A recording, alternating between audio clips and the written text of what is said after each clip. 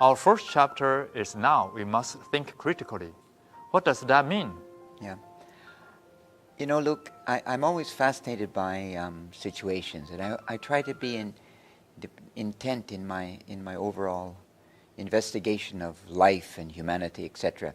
So one day, I'm driving along, and I happen to notice that there's mud everywhere, on the sidewalk, and I realize that the problem is that there's an in-ground sprinkler system that's broken, so it's continuously leaking water, hence mud, right?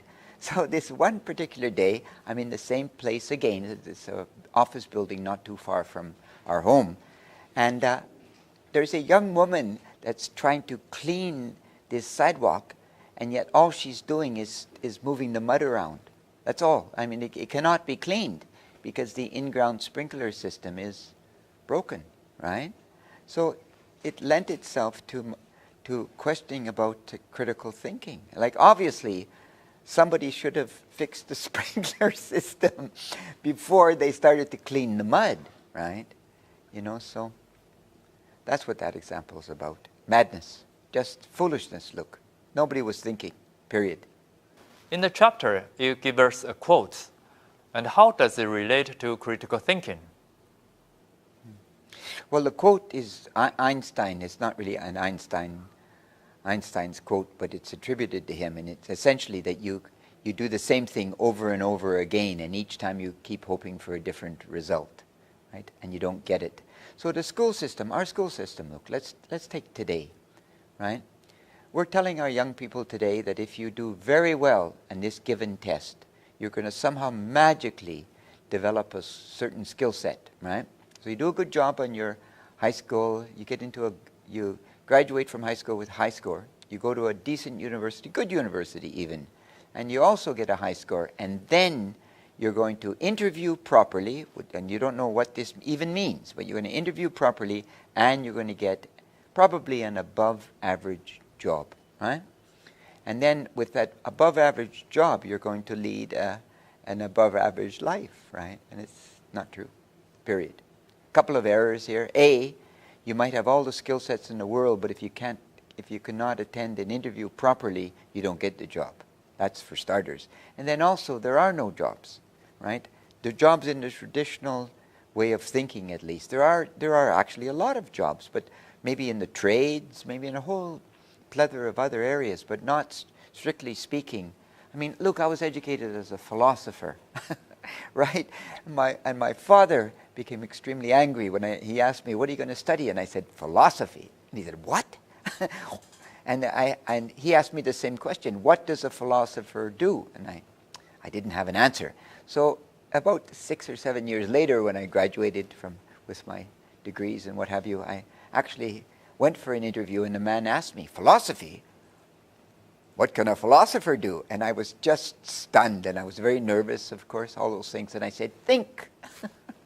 And I got the job, fortunately, and they were good enough to train me. I became an advertising salesman, a good one, eventually. But, anyone who feels that they get a liberal arts degree, Luke, and then can get a job is very foolish. I mean, you go to university to train your mind, not to train some skill set. You're not going to plumbing school or electrical school or mechanics school, right? You're going there to, in theory, to think. Big mistake we're making, I think.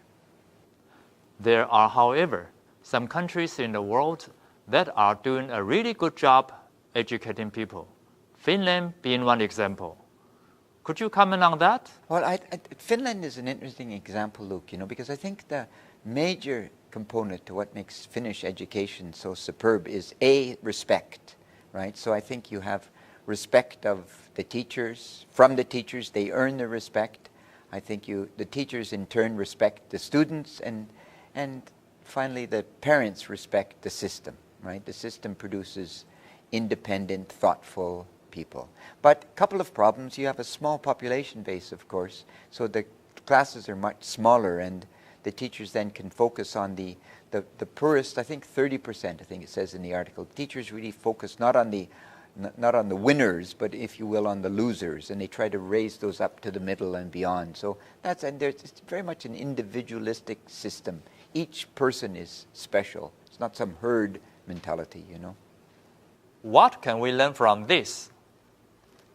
But, you know, the key point here, Luke, is that most people shouldn't go to university, right? I mean, historically it's never been the case until the last generation, but they shouldn't go. And it doesn't mean that they're inferior human beings or anything. It's just that some people don't want to think.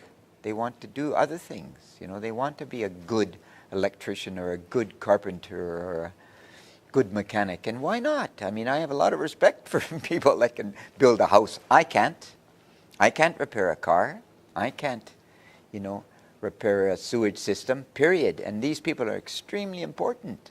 I think we have to laud all trades and all expertise in our civilization, right? Germany does a good job of this, by the way, Luke. You know, we don't, unfortunately. In Taiwan or in Canada, the United States, we kind of laud the person with a degree, and they don't get a job, by the way.